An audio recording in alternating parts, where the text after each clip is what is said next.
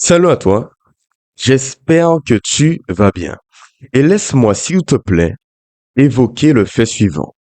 Disons que la vie est constituée d'une lourde et étrange réalité qui est prénommée la mort. C'est un événement tragique, chaotique, qui n'épargne aucun de nous, extrêmement destructeur. Et quelle est ma mission aujourd'hui? Te prouver grâce à ma pensée, oui, mais aussi la Bible, que la mort est un événement qui est chaotique et tragique pour chacun de nous. Et deuxièmement, non, ne pas te laisser avec l'anxiété, le stress, la peur, non. Te fournir en trois remèdes, ni quatre, ni cinq, mais trois remèdes palpables vont t'aider un peu à affronter la mort qui est une réalité quelque part inévitable. Et deuxièmement, l'utiliser pour être une meilleure personne. Alors, si tu es prêt, j'espère que tu l'es. Allons-y sans plus tarder. Et pour t'expliquer un peu mon point de vue, rendons-nous dans Ecclésiaste chapitre 9, le verset 4 qui dit la chose suivante, c'est à l'écran. Alors, oui, pour tous ceux qui sont associés aux vivants, il y a de l'espérance. Même un chien vivant, en réalité, vaut mieux qu'un lion mort. Les vivants, en effet, savent qu'ils mourront, tandis que les morts, eux, ne savent plus rien.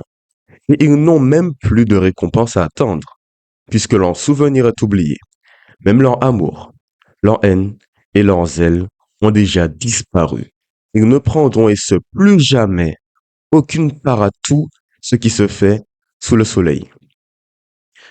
Vous savez, je ne comptais pas tourner cette vidéo, mais en voyant ce verset, j'ai été comme illuminé. Et que dire? Ici, le roi Salomon, environ 900 ans avant Jésus-Christ, évoque ceci. Il fait une grande comparaison entre la mort et la vie. Ce qu'il évoque est le fait suivant. Quand il y a de la vie, il y a de l'espérance. Il a dit un chien vivant qui est encore en vie vaut mieux qu'un lion mort qui, normalement un lion, est plus important, imposant. Quand il y a de la vie, même dans les moments difficiles, de peine, de douleur, tu peux toujours espérer quelque chose de mieux. Mais après, il parle de la mort. Et il dit que c'est un événement tellement puissant, comment dire, tellement chaotique, qu'il se produit quelque chose de désastreux. Quand la mort subvient, tu disparais d'un claquement de doigts. Comme ça.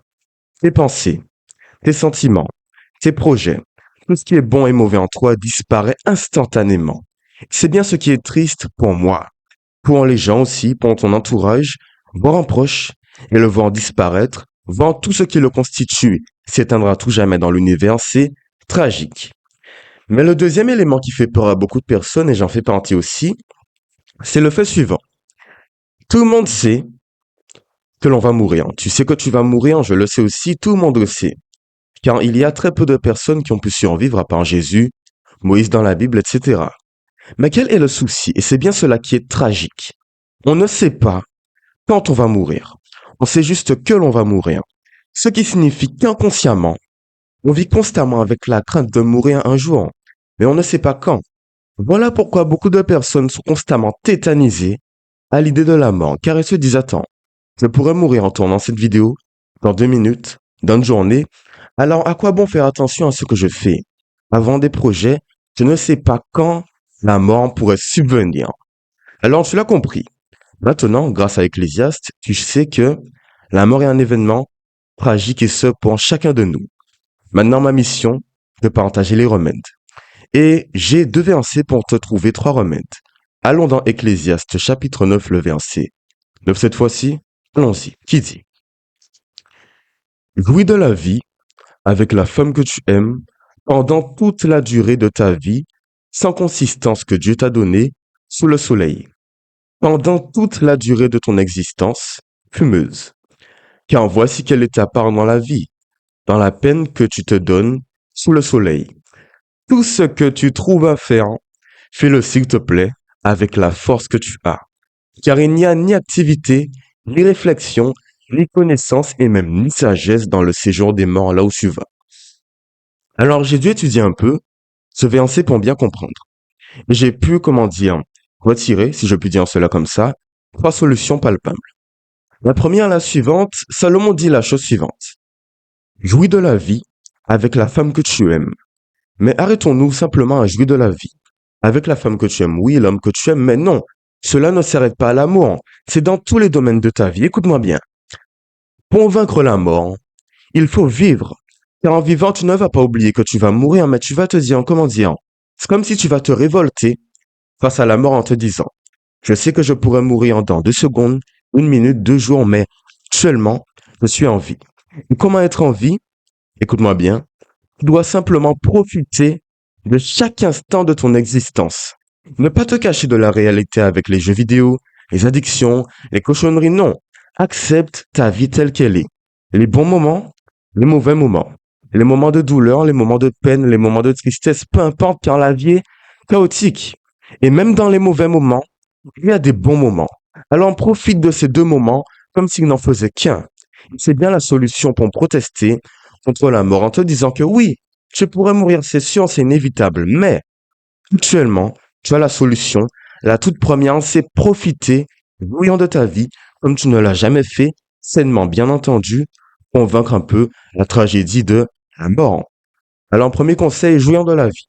Le second, verset 10, Salomon dit, trouve quelque chose à faire de ta vie. Fais quelque chose avec la force que tu as. Qu'est-ce qu'il dit ici? En d'autres termes, et des projets.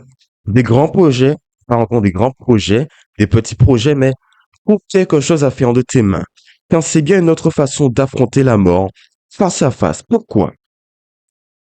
Beaucoup de personnes restent là, pardon, dans leur vie à ne rien faire. Résultat, l'anxiété, le stress, la tristesse, la peur viennent à eux. Car ils ne font rien pour, comment dire, colmater cette faiblesse qui est en notre nature humaine, la peur de la mort.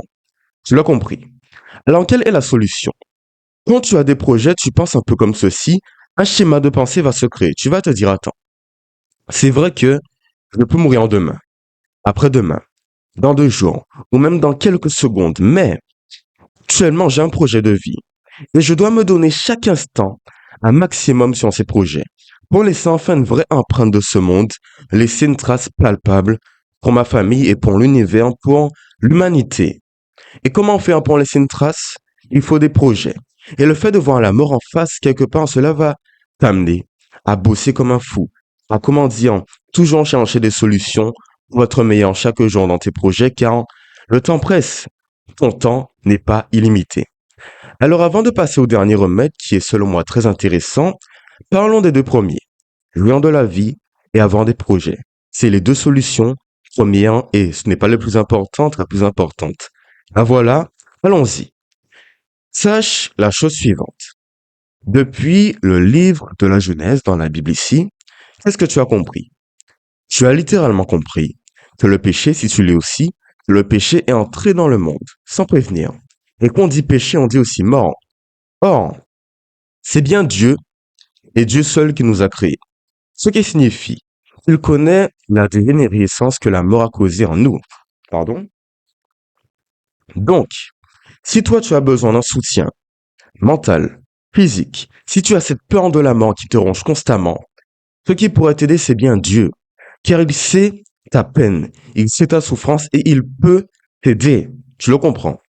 Comment faire pour passer du temps avec Dieu pour qu'il puisse quelque part te donner de l'espérance et t'aider à affronter la mort droit dans les yeux, face à face?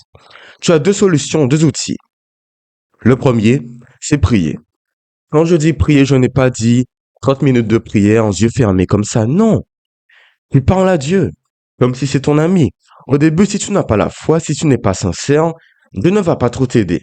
Mais à force de passer du temps dans la prière, de l'écouter, de te confier à lui, un jour, je te le garantis sur ma parole, oui, je te donne ma parole, il pourra t'aider. C'est bien ce que toi tu veux. Alors confie-lui tes peines, pas seulement pour la mort, mais sur la vie. En général, le chaos de la vie est parfois aussi terrifiant. Mais pour la mort, il peut aussi t'aider à avoir du soutien. Si un proche à toi est décédé, je ne te le souhaite pas du tout. Si tu as peur pour tes parents ou même pour ta vie, Dieu peut te donner le soutien. Deuxième outil, je te l'apprends juste là, c'est littéralement la Bible. Tu l'as compris. Pourquoi? La Bible peut t'aider de 2 façons différentes. Premièrement, je ne le savais pas, mais très récemment, j'ai compris quelque chose, pardon. La Bible, c'est un livre d'espérance. Il y a au moins une centaine, je crois même 300 versets, 300 passages qui t'amènent à garder espoir, prendre courage, avoir de l'espérance, c'est quelque chose de bien. Alors, à force de feuilleter la Bible, tu vas un jour trouver Plusieurs vont commencer invincés, mais plusieurs invincés qui vont te donner courage pour cette vie chaotique et quelque part destructrice. Tu l'as compris. Et deuxièmement, ce qui est magnifique avec la Bible, c'est qu'elle a, comment dire, une vision très tranchée de la nature de la mort. Car selon elle, les morts ne savent rien. Alors tu ne pourras pas savoir quand tu vas mourir. C'est comme un grand sommeil. Et si tu as eu un bon comportement dans ta vie, si tu as seulement cru en Dieu, fais en sorte d'aller sur une belle voie dans ta vie, qu'est-ce qui se produira? Tu auras la résurrection, le paradis. Si tu ne le crois pas, tant pis, mais au moins je t'ai partagé mon point de vue. Et laisse-moi s'il te plaît terminer sur ceci. Au début, je t'ai fait peur. En te partageant ma vision, c'est la mienne, ma vision chaotique de la vie. Mais deuxièmement, je ne t'ai pas laissé là comme prévu. Je t'ai fourni 3 remèdes. Jouir de la vie, avoir des projets de vie, et bien entendu, te confier à Dieu par la prière, oui, mais aussi grâce à la Bible. J'espère que cette vidéo t'a plu. Si c'est le cas, tu pourrais t'abonner, liker, commenter. Sinon, passe une bonne journée, soirée, après-midi. Ce fut réellement un plaisir de te présenter un tel sujet. Voilà tout, à la prochaine et puis au revoir. Bye bye.